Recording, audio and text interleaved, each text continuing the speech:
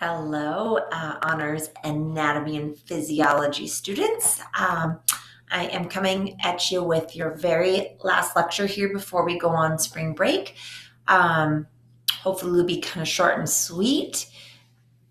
And on the note of spring break, I am taking a break for spring break, even though we can't do very much right now. I won't be responding to emails or reminder, whatever. However, if you found that you've gotten behind at all, you are more than welcome to work through any missing work. Just know it probably won't end up in the grade book till we resume virtual school on the 13th. And I hope that I get to see you on the 13th. But if I don't, if the governor extends our quarantine or self-isolation deadline, then we'll pick back up right where we left off on the 13th online. So anyways, today I have two good boys in here, Jeffrey and Rufus. And Jeffrey's a little extra tired because he just went on a walk, and Rufus is feeling a little salty because he didn't get to go on a walk. Can't take all four all the time. All right. So we were talking about the GI tract. So your GI tract is the tube that is the digestive system that food passes through. So from mouth to anus, you have a tube that runs through your body. And that tube is hollow in the middle. Page 3 of your notes packet has this picture on here. And this is a cross section, just a generic cross section of the GI tract or alimentary canal. You can use either word interchangeably. GI stands for gastrointestinal. GI tract, gastrointestinal. And any cross section you take would look this same way. It's not even sleeping. Any cross section you took of your GI tract would look the same way. But this is probably like a good guesstimate of what the small intestine would look like, which if this tube that runs through your body is 30 feet long and your small intestine is roughly 22 feet long, then you have basically your GI tract. Like basically this is going to be the bulk of it. So your stomach is slightly different, right? And there's going to be some additional things, but just think of this as generic, the tube that runs through you. So the tube that runs through you is hollow because food obviously passes through. And so the hollow part is called the lumen right here. That's the hole. And that's essentially where food would be passing. This picture here, I actually want you guys to color. Now, I had color pencils at home, so I used that so I could distinguish some things clearly for you. But if you just like have highlighters, that's totally fine too. You only just need 4 different colors for this. But then I got a little extra excited and added a few other things in here because, boredom. But before I get to that, I'm glad I had inserted this. One important thing, let me go back one quick second, about all of this is that there's this thing called the mesentery, especially in the abdominal organs here. And mesentery is essentially what anchors all these different organs to the kind of almost the backside of your abdominal wall. And I hope we can do our pig dissection because you can see this thing really clearly. But just in case we can't, and there's this really great person that you can follow on TikTok.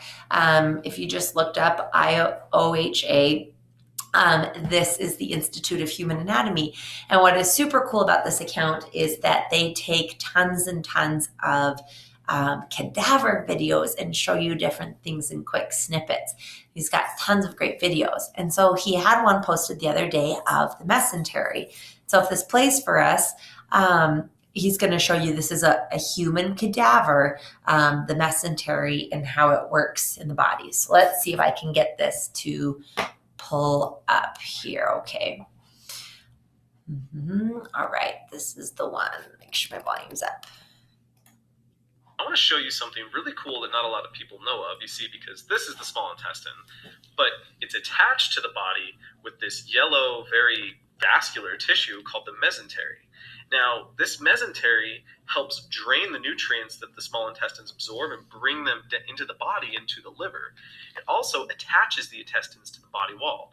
If you've ever seen the zombie movies, if someone gets a cut in the abdomen, their intestines are all over the floor, and that's just not the case. You see, they're attached to the body with this mesentery.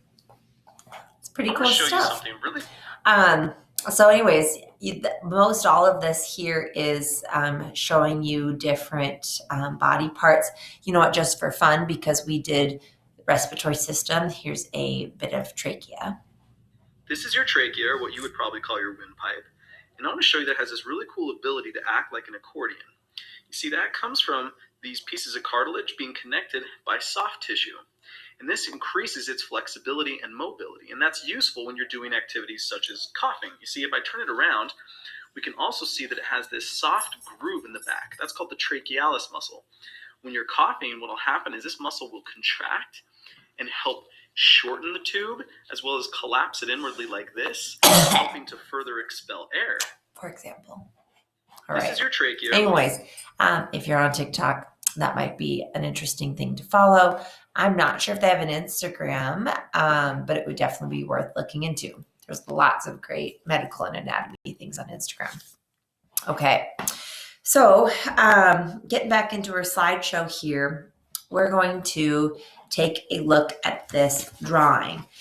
Now, I'm going to talk through it. So you, as I'm talking, you're welcome to be coloring, and I'll kind of explain the method to my madness. You're also welcome to pause this video and draw it off of the screen. You're also welcome to open up this original presentation. It has the picture in there as well.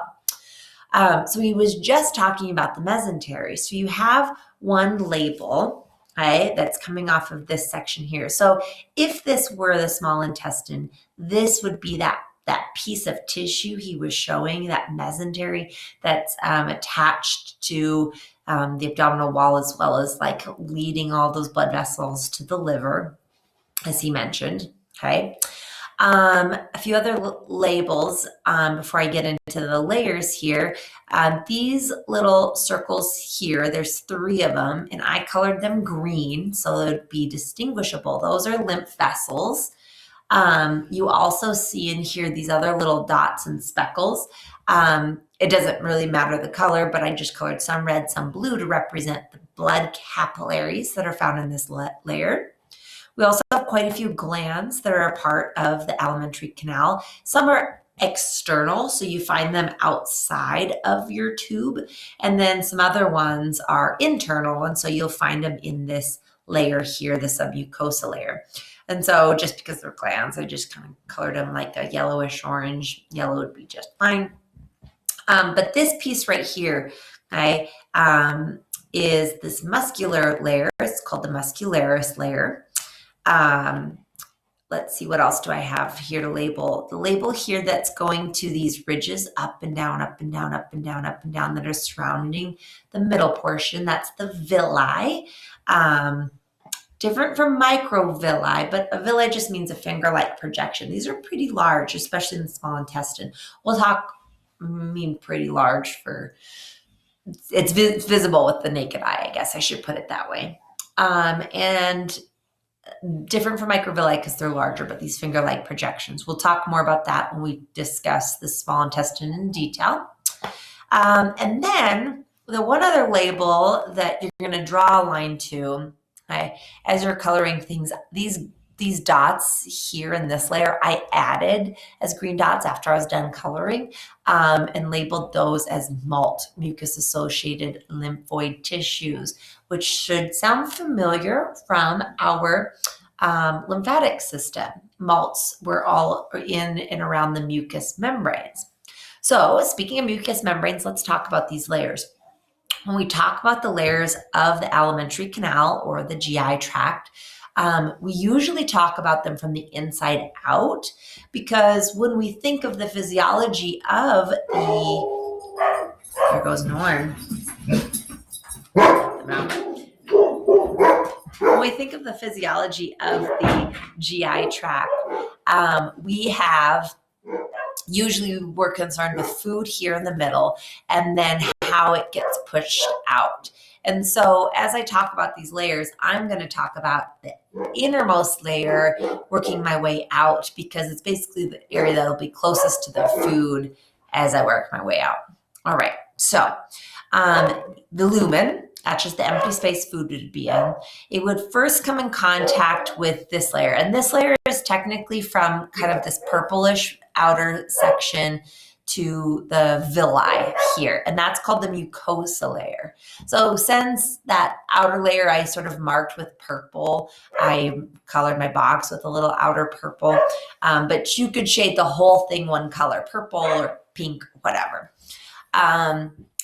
So that's the mucosa layer. This is lined with mostly epithelial tissue. As we'll go through, it also has some connective tissue and then a super teeny tiny layer of muscular tissue. And that's what the purple here is representing, is the muscular layer of the mucosa. So this is the innermost layer. This is actually, when we think about nutrients getting absorbed, this is where it's going into. It's going into this layer right here. But as an additional aspect of absorbing nutrients, which is the whole point and function of our digestive system, is we also have these malts, these small lymphoid tissues in here that are meant to be that self-check of our lymphatic system to make sure that nothing harmful is getting into our bloodstream. So it's sort of that extra security line where we're absorbing nutrients just to give them a real close inspection to make sure nothing harmful is getting in there. And then we're moving out to the second layer if we're going from the inside to the outside. And that's all here in the light blue. And that's the submucosa layer, so underneath the mucosa. So if this is the mucosa, submucosa is underneath. But again, we're moving from inside out. In here, you can see the red and the blue are lots and lots of blood vessels. We also have lots of lymph vessels. That's the green here, some glands, submucosal gland here, for example. And this is made up of a stretchy, elasticy tissue because as food passes through, that lumen's going to expand and get a little bit bigger as the movement of food is passing through. If it was the small intestine, it'd be called chyme at that point. So it basically allows a little bit of stretching and expanding to happen. And then the third layer right here is everything in red. Okay, that's the muscularis layer. And I picked red on purpose, and muscularis as in muscle. This is all smooth muscle. If you can remember when we did the muscular system, I talked about the smooth muscle, especially in our digestive system, usually has two different layers. One is a longitudinal layer where the muscle fibers are kind of coming out this way. That would be this layer right here on the outer part. So you can see it faintly on your drawing, these little circles. I just kind of drew in some extras a little bit darker to emphasize that that's the longitudinal layer where those muscle fibers are moving kind of down the tract. And then there's also a circular layer that wraps around. Okay, so if this was like the circle, here's the longitudinal layer, and then there's the circle. Okay, and so I sort of added the striations to show that it sort of wraps around this way. This is the layer that's responsible for peristalsis, this pushing and squeezing action of the food as it moves through the whole GI tract. Right? And then the very last layer is a very thin layer here. I just kind of used this sort of darker blue, I think it was actually a marker, for the serosa. He was just talking about the mesentery, and your mesentery is pretty much just the serosa extended out. So this is a thin layer that's the outer covering, and it's going to form the peritoneum, the serous membrane of our intestines. If you can remember the visceral and parietal peritoneum, those were the layers of the serous membranes of our abdominal cavity. So we'll go over those in your packet. So on page 8, so if you're not done drawing all of this is a good time to pause it because I'm going to move on. Okay. Page 8, no, excuse me, 10 of your packet. Oh, I'm getting ahead. Sorry. This is not in your packet, but you're going to likely see it on your homework assignment. I shouldn't say likely. You're going to see a picture just like this on your homework assignment. And it shows sort of these layers in more detail. So page 861 is going to help you with your homework assignment. But it kind of gives you this 3-dimensional view of it. So like this is that mesentery that we were looking at. My picture's a little bit in the way here with some arteries, nerves, veins all coming out of there because they're going to lead towards the liver. And so you can see this top layer right here. If I go all the way around, that's the serosa layer. And then my muscular layer with the circular and longitudinal fibers. And then a little bit further in, here's that submucosal layer. It's got a bunch of glands, it's got lymph vessels, blood vessels, all in here in that stretchy connective tissue. And then that final inner layer is right here. A thin layer of muscle, right? There's still muscle, but then there is our epithelial tissue as well as a few other lymphatic vessels. So remember we labeled the malts. I drew a few extra green dots in there. So those malts are right here in that innermost layer, the mucosa layer. And so they're all divided up. And so your page 10, we're going to go through those in more detail. But this picture is helpful at kind of explaining this flow chart. Okay, so just like I said, as we looked at the other picture, we're going to talk about this from basically the inside going out. So if you imagine here at the top, like as I move down, this is the lumen, and these are the layers as I move out from my lumen to the outside, what layer we're going to go in. So as we already just went over, we're going to have the mucosa layer, the submucosa layer, the muscularis layer, and then the serosa layer. So that's from outermost to innermost. But let's talk about each of these in a little bit more detail. So your mucosa layer, this is the innermost layer, and it is very moist. It's mucousy. It's producing lots of mucus.